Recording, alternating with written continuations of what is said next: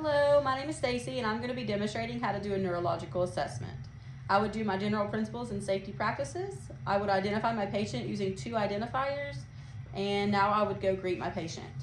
Hello, my name is Stacy and I'm going to be your nurse today. Can you tell me your name and date of birth? Gavin Williams, 1411. Perfect. Now I would test his LOC and orientation. Gavin, you've already told me your name. Can you tell me where you're at? My house. And what year it is? 2024. Perfect. Now I'm going to assess your memory. I'm going to give you 2 words, and then towards the end of the assessment, I'm going to have you repeat those 2 words back to me. Cat, dog. Okay? Now I'm going to test his ability, evaluate his ability to understand spoken and written words. So Gavin, can you read this paper over here? Yes, ma'am. All right. Do you have any issues with it? Do you understand it fully? Yeah. And do you understand everything that I'm speaking with you today? Yes, ma'am. Perfect. So that he passes that. Now I'm going to test the symmetry of his body and his face. Everything looks symmetrical. Everything looks good.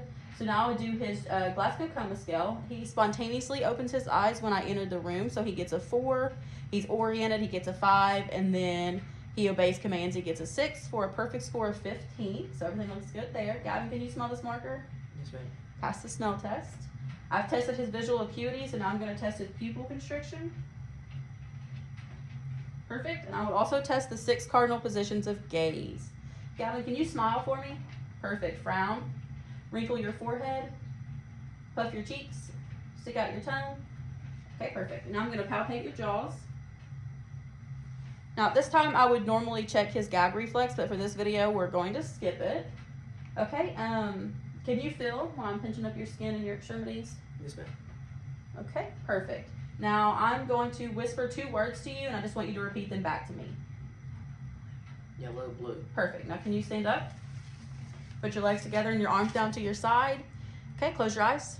I would do this for 20 seconds. Now open your eyes for another 20 seconds. Perfect. You passed the balance test. Gavin, can you shrug your shoulders for me? And then do your neck movements all around, lateral flexion extension. Perfect. Can you stick out your arms? Okay.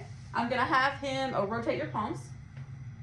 Perfect. Now while we've got his arms up like this, I'm going to push down and have him push against my opposing force.